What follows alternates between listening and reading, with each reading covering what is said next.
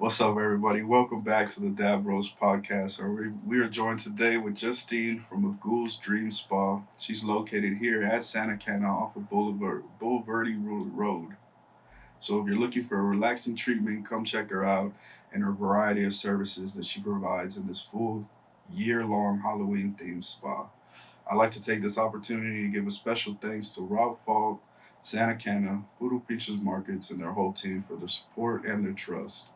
There's a huge 420 Fest coming to San Antonio, so if you haven't purchased your Viva La Mota tickets, the prices will be going up as we get closer to the day, so make sure you contact a representative. On today's episode, we won't be reviewing any product, but we do have some product from the Cali Boys out of Surfside Farms. We got some strawberry cherry gelato, hash rosin, as well as some Kush Mints, Do hash rosin. Shout out to Smokedogg, Chicken Extracts, and Surfside Farms from Cali. They've always been showing love since day one. Now, as we dive into this introduction, one of the first questions I want to ask you, Justine, is why Halloween out of all holidays? Halloween has been very important to me since I can remember. I remember seeing Nightmare Before Christmas at my grandma's house, and then the next time, one summer, I remember seeing The Leprechaun. Have you ever seen that movie? Oh my God, that little thing? Yes. So what's so crazy is this is my grandma. Like, she watched horror movies, and I never really put the two and two together. And as I grew up, I just really gravitated to Nightmare Before Christmas. And my family, the way that they handle stuff, if you like something, that's it. That's you forever. Yeah. So it's always been that way. And I love it. I love that it also kind of goes with my culture, being Hispanic. Yeah, and definitely. Celebrating, life and death and knowing it all as a whole. Do you like the classic horrors, like Freddy, Jason, or do you like the real, like the Terrorizer? Like real terrorizing, like honestly, like The Conjuring. Oh, okay. Like spiritual demons, stuff that's like almost like that could be real. No, that's a no for me. I've had exes in the past like, yo, let's go watch this Conjuring. I'm like, yo, you're gonna be the one holding me at night. You know what I mean? Like, yes, I feel that. I do. I'm a huge horror fan as well. I am a little chicken though when it comes to the whole demons and spirit. That stuff like freaks me out. Mm. But, like Freddy, I remember growing up, I had older cousins that would watch us when our parents would go out. Mm-hmm. And man, I was a little badass, so I was always getting in trouble, always talking back. And guess what my form of punishment was? To watch horror movies. Oh my goodness. I've never been... Give you a real cuckoo. Yeah, I ain't never been so scared of Chucky in my life. Like, to this day, Chucky still freaks me out. Really? Yeah, okay. In my mind, I'm like, yo, I'll kick the shit out of him. You know what I mean? But in the movie, all goes through fire. Yes, he comes out the vent. I was so scared to go to sleep with the vents and all that. And I was just like, that's a no. Yeah. Yeah, it's a no. I was definitely terrorized as a kid, at least with Chucky. Mm-hmm. Freddy and Jason, all of them I could deal with. But right. That Chucky, man, he's the one that got me. They struck fear into my heart with that one. I was like, no. I didn't say that, I promise. Right? That's hilarious. How did you gravitate towards Santa Cana? So I was actually invited to one of the events. I can't remember if it was the Halloween, even though I swear it was. It's the Halloween event that they had one year, and I loved the vibe. I felt like, oh my gosh, this is such San Antonio. Like, this is San Antonio for San Antonio people. And I just kept coming back. And then one day I was looking at my husband and I said, I want to work here. I don't know where, how, but I want to work here. And then Rob saw me at another event, and it just started one after another, talking to Mike, talking to this, and just being able to get in here is a truly blessing in disguise that I wanted, and I got it. I definitely felt the same way. My first time coming here, I was like, whoa, you know what I mean? Like, this is something that I need to get into Mm-hmm. as well. So I appreciate all y'all for inviting me onto the team and allowing me to trust me to do these interviews and all that and shed the light. So I really appreciate all that, Of what y'all do course. here. And you want to explain to the audience some of the services that you provide? Yeah, so here at Ghouls Dream Spa, I'm a licensed certified esthetician of state of Texas. So that's from facials to wax to lashes and brows. I do massages also. Also, with all of that, I try to be very ego friendly and obviously cannabis friendly. I love that my clients, I've had clients literally, we smoke before, then another client shows up, we smoke with them, and then it's like, what the heck? We just hang out and chill and keep the environment good because my main goal here at Ghouls Dream Spot is to keep it friendly, keep a good vibe. Definitely. Now, my doctor tells me that I need to chill out. So they're like, do acupuncture, massages. What was the other thing? See a chiropractor, meditation. You're going into your spiritual realm. That's what they're telling me. It's so exciting. Yeah. Except I've never done any of that before. Mm-hmm. So like I never had a deep tissue massage or anything like that. Mm-hmm. How does that hurt? I heard that stuff hurts. So the way that massaging and stuff like that, it does hurt for the moment, but what it is you're pushing onto the muscle and then you're releasing the tension. And when you really go back with, science in the spiritual realm, it really is trauma that you hold inside your body. Mm-hmm. And a lot of people don't know that. They're just like, my back hurts. Like that's where you hold your stress. And coming into a area that is very warm and comfortable, you get to release that and obviously look good after. That's crazy that you said that because once again the doctors are like, this is your nerve condition is caused due to stress. Mm-hmm. And I keep telling them, no, I'm not stressed. But since you put it that way, it does kind of make it seem like this might be my stress point, or where because my muscles do get inflamed as well, as long as my nerve. So maybe I should be listening to them. I know it's hard because, I know for me coming from, I didn't always believe doctors, but now we're in this new realm of spirituality and medicine. Those go hand in hand. That's why I am a big, cannabis user, because it helps me get to the wavelength that I need to improve my life and other people around me. Yeah. It's really awesome. Definitely, because you don't want to be walking around all cranky all the time and all that. I know, shout out Pops. I know my Pops, if he don't smoke, he's a little cranky. But, definitely. That's, to each their own, but I definitely feel like cannabis really does help me. I've had doctors tell me, I can't legally tell you to smoke cannabis, but anything. They say neural pain is psychological as well. So I'm just trying to get out of that function, but they try to tell me to stop working. And I'm like, well, how am I supposed to pay my bills? You know what I mean? Like, you're like, that's not how the world works. Yeah, definitely. Let me just tell everybody that I'm gonna go ahead and hold off on all my payments. My doctor said. Yeah. So before you got to this whole Ghouls Dream Spa, your dream, what led you up to this point? Did you have any other jobs? So it all actually starts from being a child. My dad, he always had acne. If it was on his back or, a little bit on his face, or even because he was military, he had always shaved his head. So he would get the bumps. Oh, yeah. All the bumps. And he would always say, can you look at it? Can you look at it? And I got older and found out that's an actual career. You could make money off of releasing stress off the body. So when I got into high school, I really wanted to do that, but I chose a different path. I chose drinking and boys.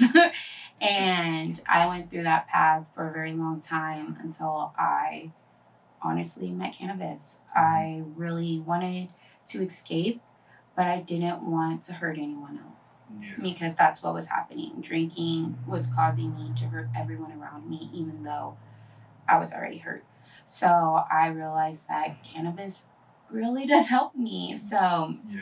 I was able to fix my mentals, then go to school to become an esthetician, and go from there. And then I was actually at a corporate lash company, and I was doing really good. Like, I was like the top person that was sought out in my at my studio, but I was so unhappy because I was there 8 hours a day. I had to run to my car, take a little hit, try to calm down, spray tons of perfume because where I worked was high class. So I was like, if they find, I already don't look like the normal girl, so I wanted to be able to feel good in the area that I am to make other people feel good. So I was like, I love this industry, but it could be more if we let go of the statistics and push forward. And I saw a lot of girls in Houston and Dallas doing it. So I was like, it's gotta happen here. Yeah. There's gotta be somewhere that we can kind of push the envelope, but show them that we're not, I always go back that we're not losers. Yeah. We're people. We know what we're doing. Mm-hmm. We are striving to make a better world. And that's how I got here. Yeah, exactly. Does your profession fall under skin tags?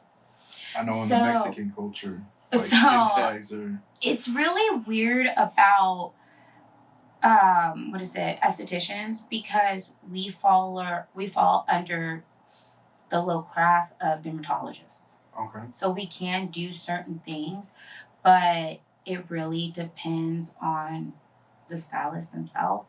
Because I want to say that skin tags, no, necessarily, because it's a procedure that you have to freeze them off.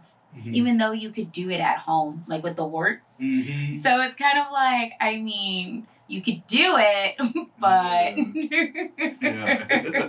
it's a question.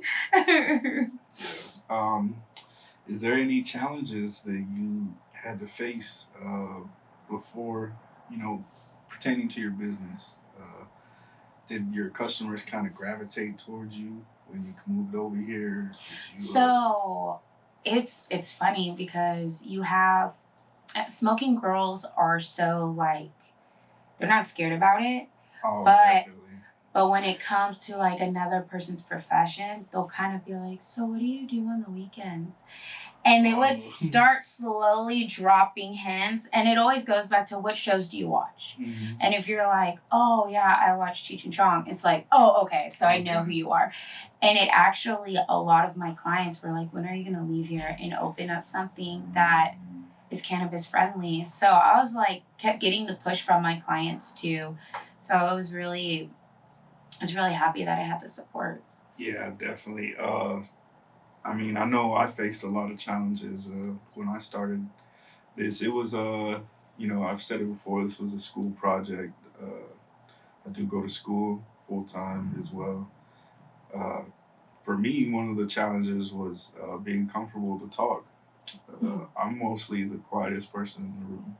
Everywhere I go, I don't say much. I don't talk much. Mm-hmm. And I get it all the time from everybody. They're like, yo, I can't believe you, out of all people, have a podcast, and it's just something that I had to overcome as a challenge. And, in school, I took public speaking. And, it's crazy that I actually won an award for the most chill and relaxed speaker.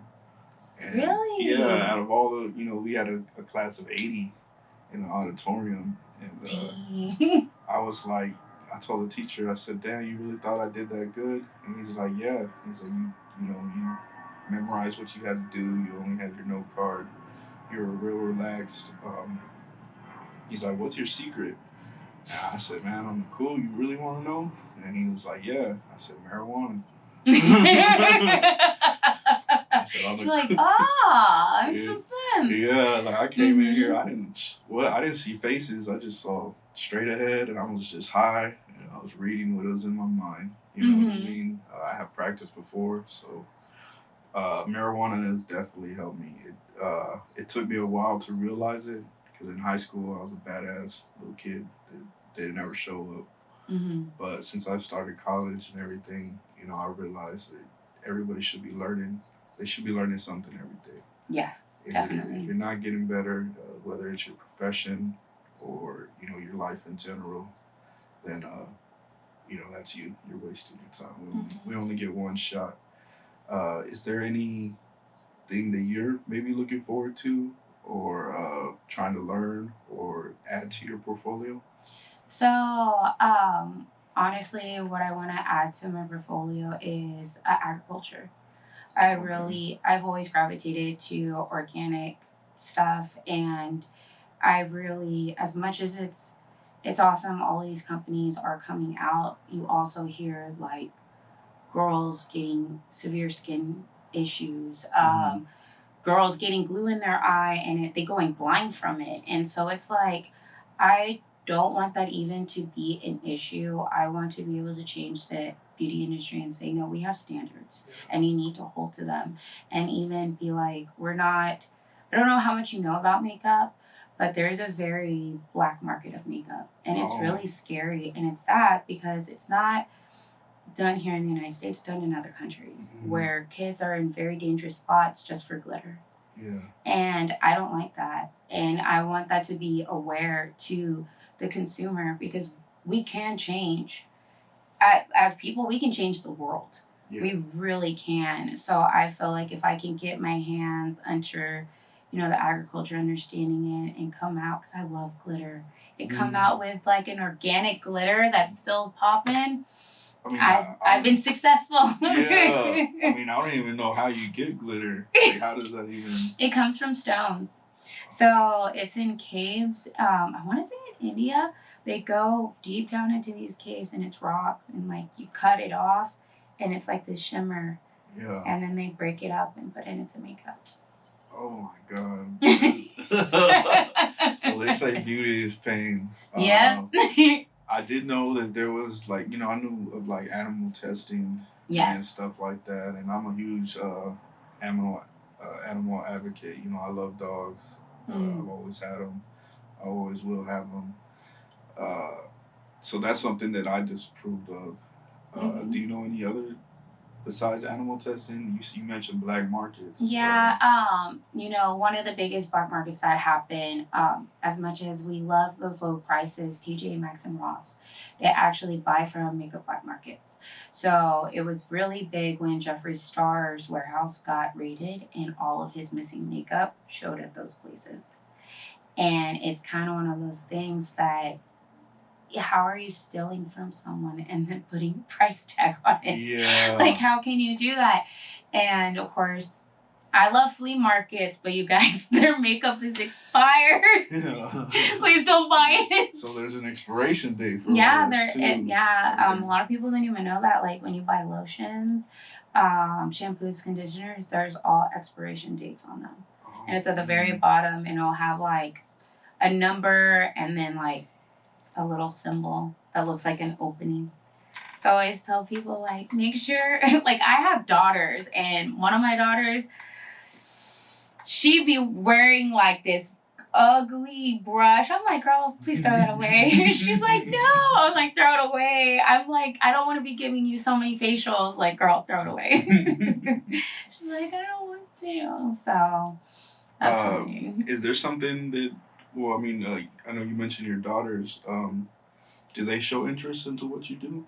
So they come and go in that interest, but they're more interested in what I can do for them. There you go. They love, I've done my daughter's lashes, I've done their brows, you know, I've done their makeup, and they love it. They're grateful for it. So they're set. They're like, dang, I love what my mom does. Right. Like, I know you do. Yeah, prom, quinceañeras, all that. They're going to be good to go. That's awesome. One other thing that I wanted to ask you was that when did you start smoking cannabis? So, like I said, it was around the time that I was in my mid-20s, honestly.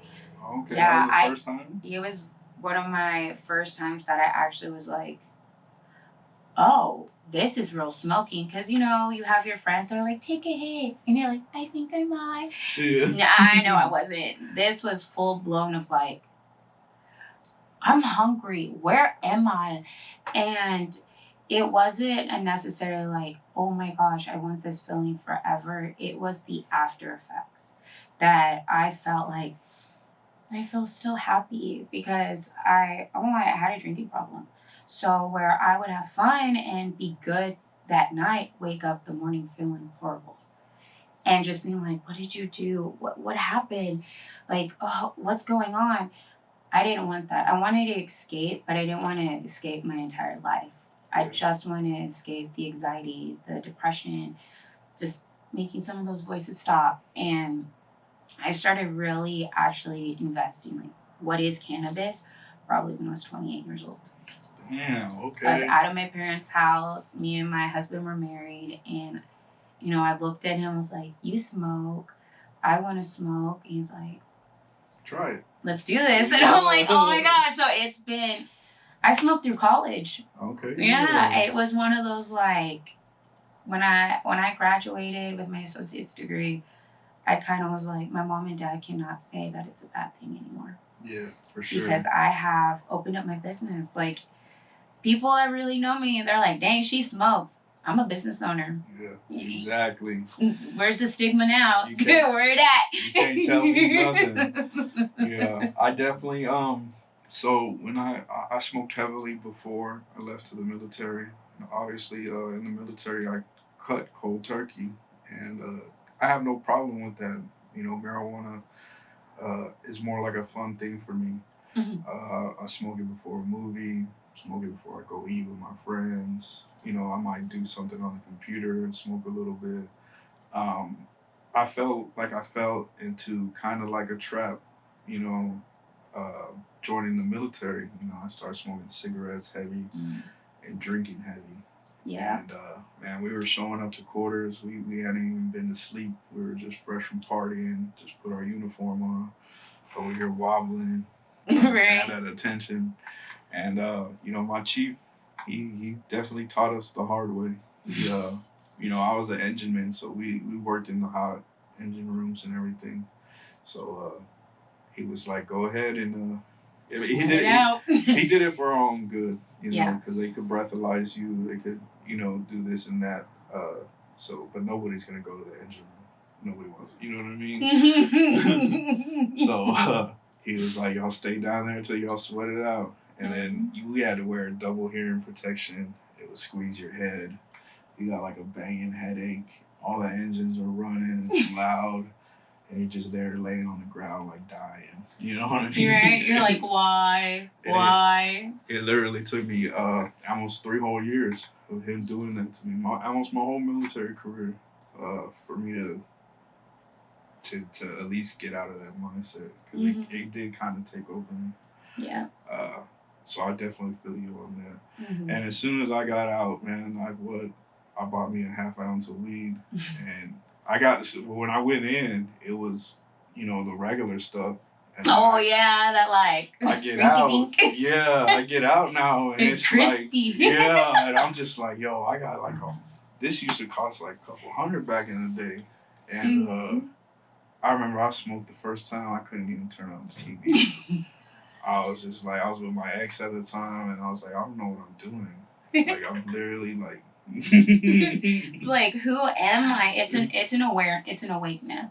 Yeah. And, you know, I love it. I love waking people up, and I know that people get scared. Like, no, it's scary because then you almost know the truth. Because you start going down the rabbit hole. Yeah. You want to know, what is this? Why is it illegal? It makes me feel good. I'm not hurting anyone. And then you're like, oh, that's why. They haven't found out how to make money off of it yet.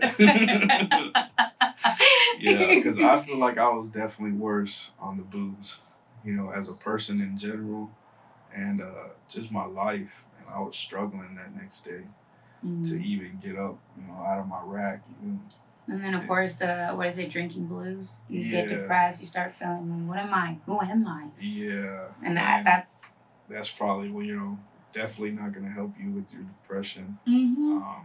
Like I said, as soon as I got out, I started smoking and chiefing. I haven't stopped since. Well, I did once to get a new job, Mm-hmm. but then I started right back as soon as I passed that piss test. But I will say in the beauty industry, it's not really shined down upon. It's very known. Because when I graduated, I was like, I gotta get clean. I want to have a good career. I'm a businesswoman. And I remember I went for interviews. I'm like, so are y'all gonna drug test? I said, no. Yeah. So what do you mean? They're like, you have your license. Like the state is saying you're okay, then you're okay. And I'm like, wait a second. None of these places actually drug test. It's because we don't care for that because we know the type of girls y'all are. Yeah. So I'm like, I love that. It's a really open community of it, and I love that. I kind of see that going into different industries as well. Obviously, I'm going to school for cybersecurity, and marijuana does not mix. So me doing these interviews, it's probably going to cause me problems in the future. But to me, like you said, I don't care. Marijuana doesn't affect me, how I do my job, how I do cybersecurity. If anything, it makes me more interested. Right, more alert. Yeah. Into it. Or I'm like, yo, did this just happen? I'm gonna figure out how that happened, or why that happened, or who this is, or whatever. So I think for me, it sparks my curiosity. But I feel like that stigma is always gonna be there. I know I live on the northwest side, so over there it's not like the south side or the west side or the east side. So I'll be outside in my own backyard on my porch smoking a fat blunt, and I'll see my neighbors, and then they're just like staring at me. Like, what are you doing? Yeah. And I just, I'm at to a point where it's like you said, you can't tell me nothing. You know what I mean? I changed my whole life. I went to the military. They got me straight. I came out. I got a job. I'm getting my master's degree. I pay my own bills. I got my own house.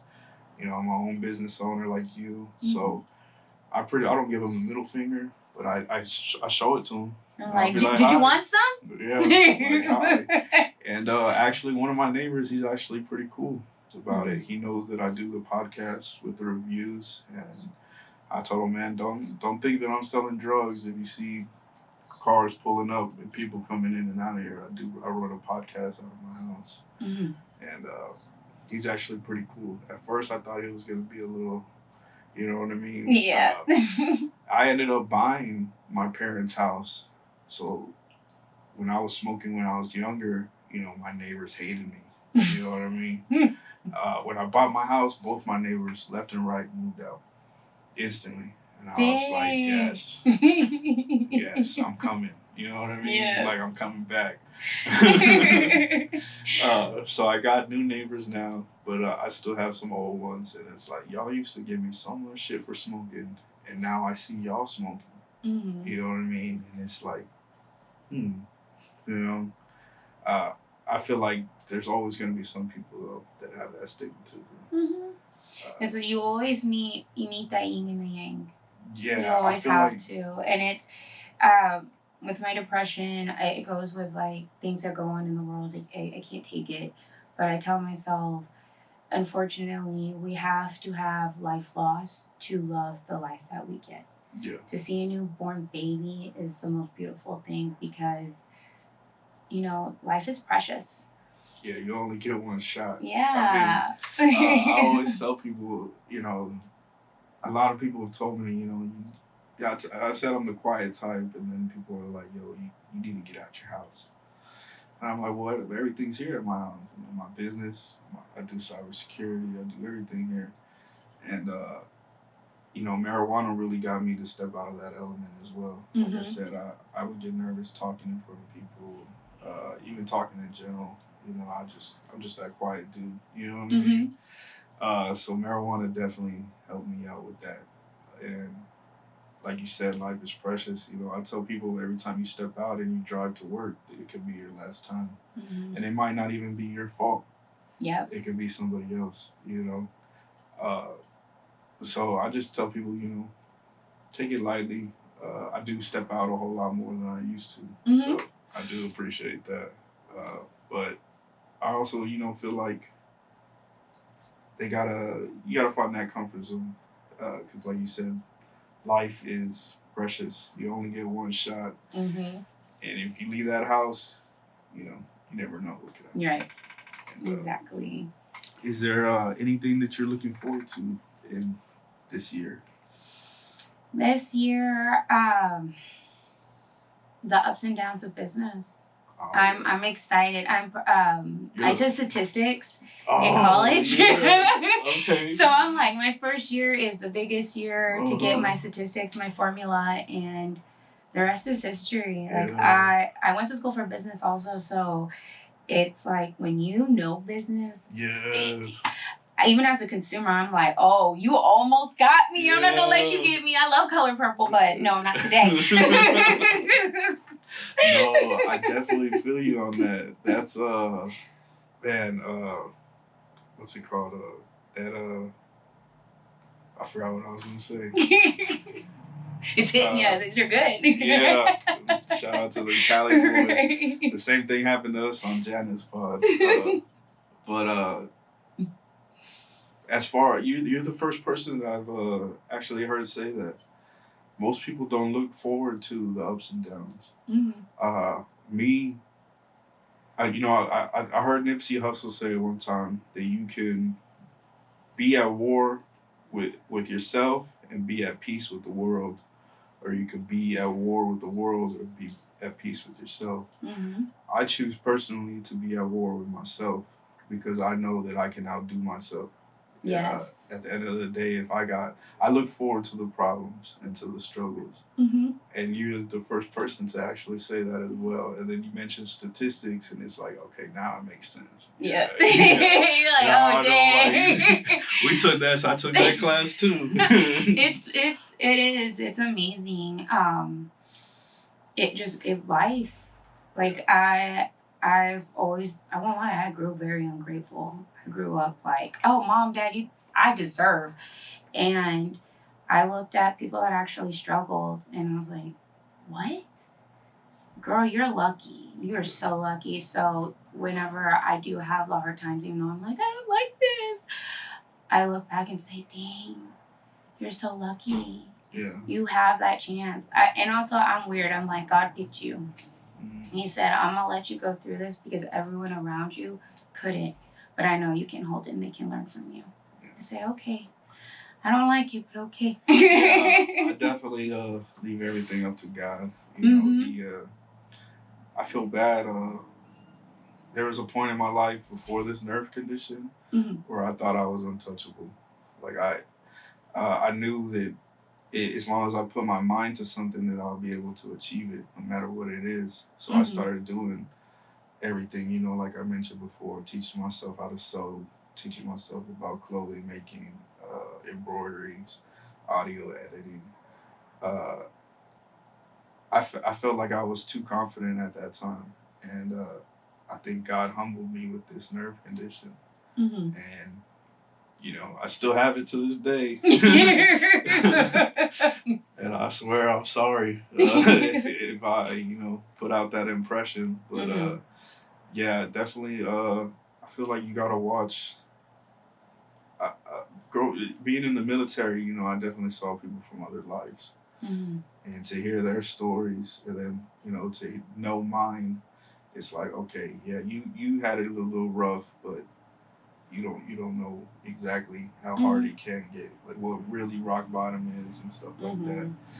And I just, man, yeah, I chalk it all up to God. Yeah, and tell him to lead me down the right path and let me make the right decisions.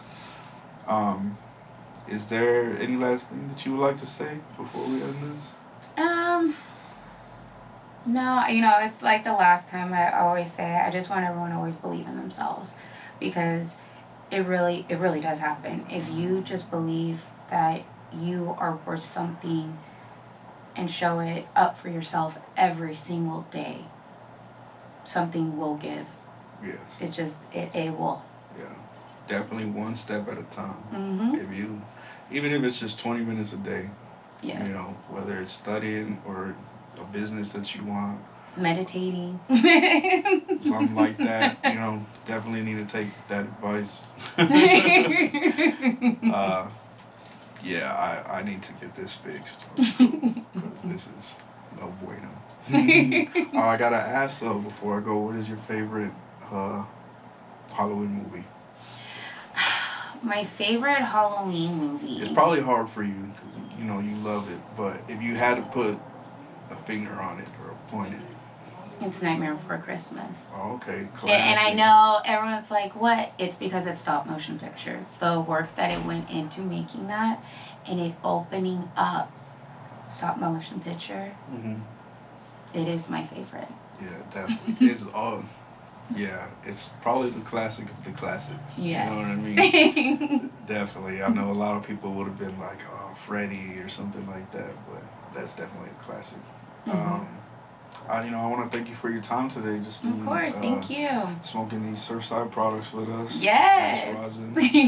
And thank you for telling us a little bit about what you do here at a Ghouls Dream Spa. And, look forward to seeing you again. Awesome. Thank you.